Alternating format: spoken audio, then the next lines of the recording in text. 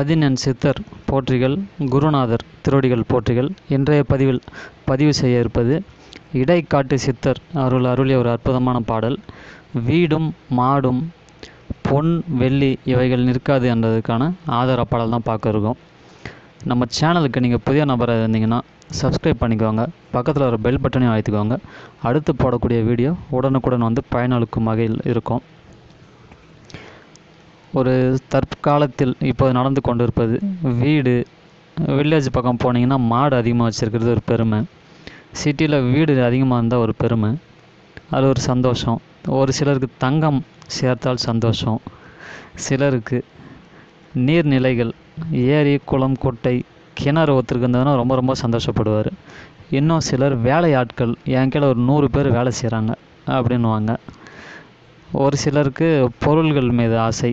எங்கள் வீட்டில் இது துபாயிலேருந்து வாங்கிட்டு வந்த ஒரு சிலை, அது வந்து மலேசியாவிலேருந்து வாங்கிட்டு வந்த லைட்டு, இது ஜெர்மன்லேருந்து வாங்கிட்டு வந்த ஒரு மிஷின். இந்த மாதிரி சொல்லிக்கிறத விட இது எல்லாமே நிற்காது என்பது தான் உண்மை. அதற்கான ஆதார பாடல் தான் இந்த இடைக்காட்டு சித்திரன் பாடலானது. மாடும் மனைகளும் மக்களும் சுற்றமும் வான் பொருளும் வீடும் மணிகளும் வெண்பொன்னும் செம்பொன்னும் வெண்கலமும் காடும் கரைகளும் கல்லாம் பனியும் கரிப்புரியும் தேடும் பல பண்டம் நில்லா சிவகதி சேர் மின்களே.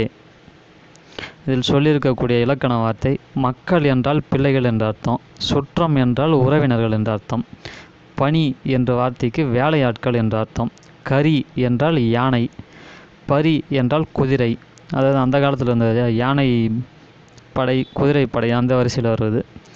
பல பண்டம் என்றால் பல பொருள்கள் என்ற அர்த்தம். சிவகதி என்றால் வீடு பேருன்னு சொல்லலாம், முக்தி என்றும் சொல்லலாம்.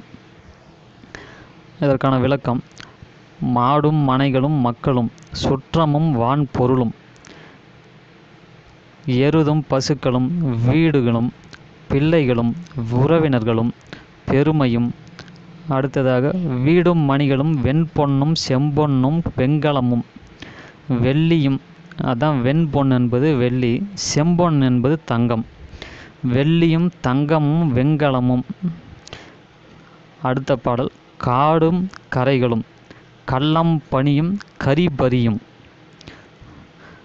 காடு என்றால் ஃபாரஸ்ட் இல்லை, இந்த இடத்துல வந்து நிலம் என்ற அர்த்தம். நஞ்சை புஞ்சை நிலங்களை வச்சு விவசாயம் பண்ணுறோம் இல்லையா, அதுதான் சொல்லுது. காடும் கரைகளும் அதன் நிலமும் அதுக்கான ஆதாரமாக இருக்கக்கூடிய நீர்நிலைகளும் வேலையாட்களும் யானையும் குதிரையும் தேடும் பல பண்டம் நில்லா சேர்ந்த பல பொருளும் நிலையானவை அல்ல நிற்காது சிவகதி சேர்மின்களே. இது எல்லாத்தையும் விட்டுட்டு சிவகதியான வீடு பேறு முக்தி என்று சொல்லக்கூடிய வீடு பேரை பெற முனையுங்கள், முயற்சி செய்யுங்கள் என்று சொல்லியிருக்கார்.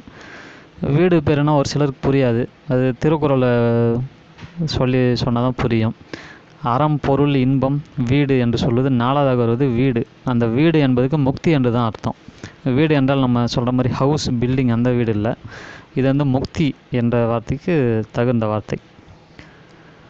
திரும்ப படிக்கிறோம் பாருங்கள். மாடும் மனைகளும் மக்களும் சுற்றமும் வான் பொருளும் வீடும் மணிகளும் வெண்பொன்னும் செம்பொன்னும் வெண்கலமும் காடும் கரைகளும் கல்லாம் பனியும் கரிபரியும் தேடும் பல பண்டம் நில்லா சிவகதி சேர்மின்களே. எருது வீடு பிள்ளை உறவினர் பெருமை மணி வெள்ளி தங்கம் நிலம் நீர் வேலையாள் யானை குதிரை நாம் சேர்ந்த பல பொருள் எதுவுமே நிற்க போகிறதில்ல. அதனால் சிவகதியான வீடு பெற முயற்சி செய்யுங்கள். இந்த வீடியோ உங்களுக்கு பயனுள்ளதாக இருந்ததுன்னா ஷேர் பண்ணுங்கள், சப்ஸ்கிரைப் பண்ணுங்கள். மேலும் இது ஏதாவது மேலும் உங்களுக்கு ஆசை பற்று இருந்தால் அதை அறுத்து என்றால் விட்டு வீடு பெறவும் முயற்சி செய்யுங்கள். நன்றி.